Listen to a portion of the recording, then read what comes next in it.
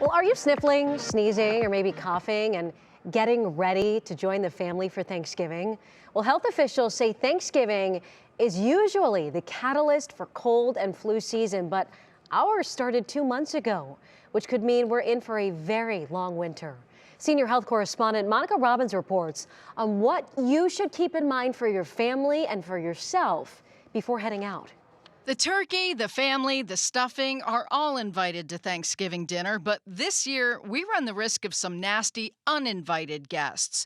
We're still dealing with the trifecta of respiratory viruses, including COVID, RSV, and influenza, not to mention the bacterial infections that can tag along. Still time for the flu shot and booster. If they get it today or tomorrow, they'll start developing antibodies.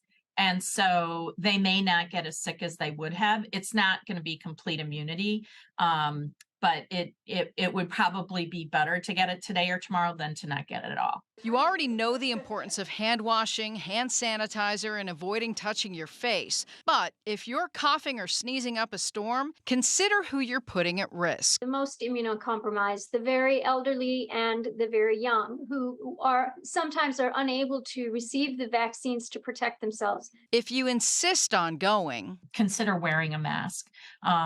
Consider keeping yourself kind of a little bit distant from people. It doesn't mean you can't necessarily go. If you're the host and you're not sure about someone's health status, I recommend that they bring along their masks to wear or provide a mask for them to wear so that everybody feels more comfortable about getting together again. If you are just starting with something, if you have a fever, if this is, the first day of whatever illness you have, you may want to consider staying home. Another thing to keep in mind, our healthcare systems are working on fumes. They just dealt with the RSV surge that started months before it was expected. Now we're seeing flu cases on the rise, which typically don't appear until next month, and we're still not sure what these new COVID variants are going to do. Healthcare workers are tired. There's a shortage.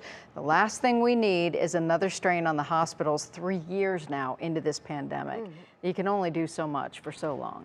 It's so important, I think, and you hit on it. If you're not feeling well, just stay home. I know it's hard, but a cough for you might be something more, and it could end up being worse for a child. Yeah, it really could. It could be an ICU trip for an elderly person or a baby. So please keep that in mind. If you're sick, just stay home.